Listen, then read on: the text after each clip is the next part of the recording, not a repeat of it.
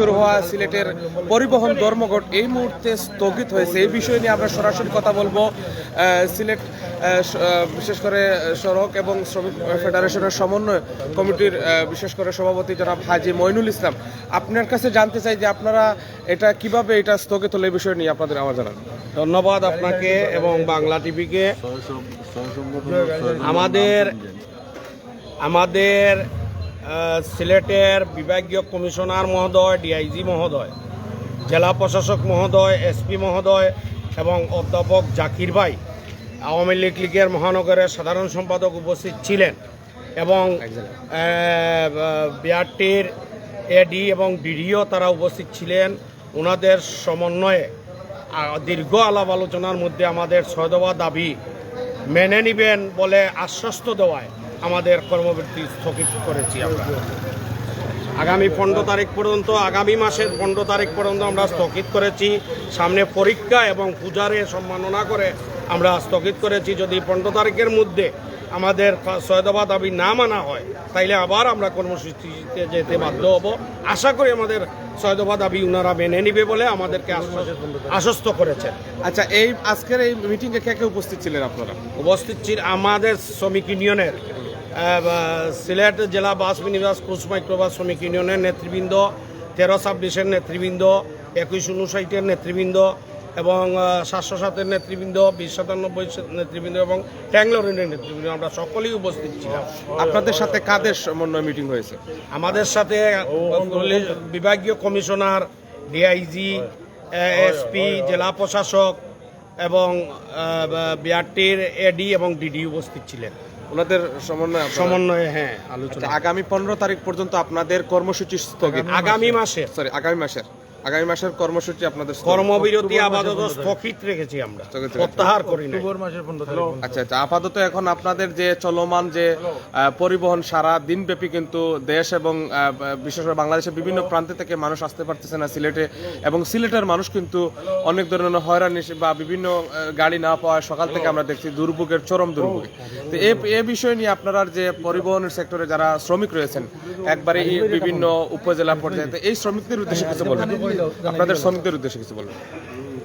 বিভিন্ন জেলা থেকে বিভিন্ন জায়গা থেকে আমাদের সিলেটে যোগাযোগ বিচ্ছিন্ন থাকার কারণে শ্রমিক ভাইরা অনেক কষ্ট করেছে, আমাদের আন্দোলন সংগ্রামে সহযোগিতা করেছে।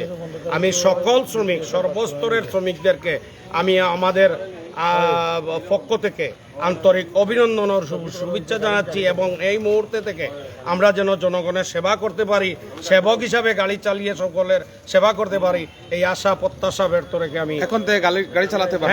এই মুহূর্তে থেকে আমরা গাড়ি চালু করে দিলাম, জনগণের সেবা করে যাচ্ছি ইনশাল্লাহ।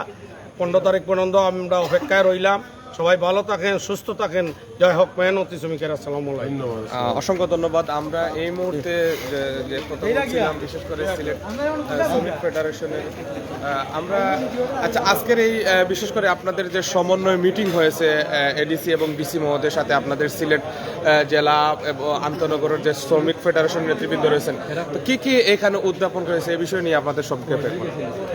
ধন্যবাদ। আপনারা জানেন বাংলাদেশ সড়ক পরিবহন শ্রমিক সিলেট জেলা সড়ক পরিবহন শ্রমিক সমন্বয় পরিষদের ডাকে আমাদের কর্মবিরতি চলছিল সকাল থেকে 6 দফা দাবি নিয়ে। 5 দফা দাবি, একটা দাবি আমাদের সংযুক্ত করা হয়েছিল। সেই 6 দফা দাবি আজকে আমাদের জানেন দুপুরের দিকে মাননীয় বিভাগীয় কমিশনার, ডিআইজি সাহেব এবং পুলিশ কমিশনার সাহেব, এসপি সাহেব আমাদেরকে আমন্ত্রণ জানান। আমরা এখানে সমন্বয় পরিষদের সম্মানিত সভাপতি হাজী মইনুল ইসলাম এবং সাধারণ সম্পাদক আব্দুল জাকারিয়া ভাইয়ের নেতৃত্বে আমরা সবাই এখানে এসেছি। এসে আমাদের প্রায় 2.5 ঘন্টা বৈঠকে যেটা সিদ্ধান্ত হয়েছে আগামী মাসের অক্টোবর মাসের 15 তারিখ পর্যন্ত আমরা শ্রমিক কর্মবিরতি স্থগিত ঘোষণা করা হলো এবং আগামী মাসের 15 তারিখের ভিতরে ওনারা আমাদের যে 6 দফা দাবি তা বাস্তবায়ন করে আমাদেরকে আশ্বাস দিয়েছেন, যেটা সেই আশ্বাসের প্রেক্ষিতে তাদের সম্মানের প্রেক্ষিতে এবং এসএসসি পরীক্ষা এবং পূজার কারণে আগামী মাসের 15 তারিখ পর্যন্ত স্থগিত ঘোষণা করা হবে। এখন থেকে কি গাড়ি রোডে চলতে? এই মুহূর্তে থেকে গাড়ি চলবে, যেহেতু রাত হয়ে গেছে। কালকে সকাল থেকেই আমাদের পুনরায় গণপরিবহন আগের সহ মতো আগের মতোই স্বাভাবিক সব ধরনের গাড়ি সব ধরনের গাড়িগুলো চলবে। এবং আমি সকল শ্রমিকদের উদ্দেশ্যে একটি কথাই বলবো, যারা কষ্ট করেছেন, যারা কষ্ট করে দাবি আদায়ে অনড় রয়েছেন, সবাইকে ধন্যবাদ জানাবো যে আমাদের দাবিগুলো আপনাদের কারণেই আজকে বাস্তবায়ন হয়েছে, শ্রমিকদের কারণেই আজকে দাবিটা বাস্তবায়ন হয়েছে। শ্রমিকদের যে দাবি যৌক্তিক দাবি ছিল, সেই যৌক্তিক দাবি তারা মেনে নিয়েছেন এবং আশ্বাস দিয়েছেন। সেই প্রেক্ষিতেই আমাদের আশ্বাস মেনে নিয়েছেন প্রশাসন, ঊর্ধ্বতন কর্মকর্তারা। সেই প্রেক্ষিতে সকলের প্রতি আহ্বান জানাবো, আপনারা পুনরায় কালকে থেকে সকাল থেকে সকল ধরনের যানবাহন চালাবেন। ধন্যবাদ, ধন্যবাদ। আসসালামু আলাইকুম।